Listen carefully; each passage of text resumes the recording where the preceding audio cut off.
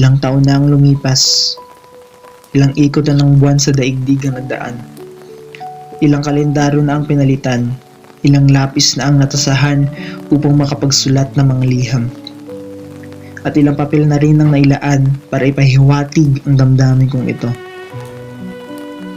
Pero bakit? Bakit hanggang ngayon? Nandito pa rin ako sa isang tabi na tila may hinihintay na dumating. Ikaw, kailan ka kaya dadating sa buhay ko? Kitagal kong maghintay kung saang bahagi na ako ng daigdig na padpad. Mahanap ko lang ang pag-ibig na aking inaasam-asam. Sa bawat paghahanap ko, ang dala lang nito ay kasakitan at kabiguan sa aking puso. Ginagawa ko naman ang lahat, ngunit sa kanilang paningin ay hindi pa rin sapat. Ang binigay ko na may pagmamahal, pero bakit ang sukli sa akin ay ganito? Sa bawat pag-ibig na aking binibigay, ang sagot lamang nila ay, paumanhin, hindi kita kayang mahalin. Sa tuwing naririnig ko ang mga salitang iyon, pilit kong pinipigilan ang aking luha na pumatak mula sa aking mga mata. Pero sa bawat pagpigil ay kusa itong lumalabas, at kasabay nito ang pagramdam ko ng sakit ng aking puso. Paulit-ulit kong hinanap ang pag-ibig na nais ko, pero patuloy rin akong sinasaktan nito. May magmamahal pa kaya sa akin? O sadyang hindi talaga ako kaya-ayang mahalin?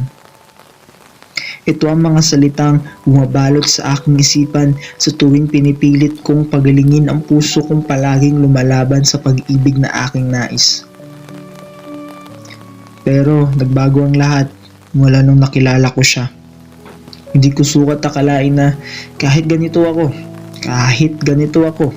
ay kaya niya pa akong mahalin at kinulayan pa ang buhay ko na kay dilim. Hindi ko rin sukat akalain na handa niyang ibuwis ang kanyang buhay para sa akin. Nung nalaman at nung nakilala ko si Jesus, nagbago ang aking pagtingin sa pag-ibig. Hindi lang pala umiikot sa ganong bagay ang pag-ibig, kundi may mas higit pa palang bagay na kayang ibigay ang pag-ibig sa akin. Gaya ng Panginoon, dahil sa tayo'y mahal niya, ibinigay niya mismo ang kanyang bugtong na anak upang tayo'y maligtas mula sa ating nakaraan. Kung hindi dahil sa pag-ibig na yon, baka hanggang ngayon, nasa isang tabi pa rin ako at tahimik na nakaupo, at kapag may kakausap sa akin, sasabihin ko na lamang ay, ayos lang ako, kahit sa katotohanan ay nasasaktan ako. Bago ko pala sabihin pangga sa kanya at hanapin ang aking pangga, dapat sabihin ko muna ito sa Panginoon at ibigin siya ng lubos at ng buong buhay ko.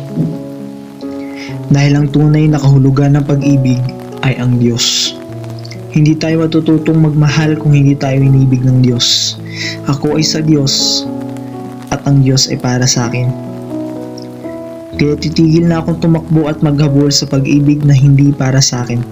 Kundi, ako ngayon ay tatakbo na palagi patungo sa bulwagan ng pag-ibig ng Diyos at lilipad sa alapaap habang linalasap ang simoy at ihip ng pag-ibig na nagligtas sa akin, at mananatiling tapat habang naghihintay sa aking pangga na ipagkakaloob sa akin ng Diyos.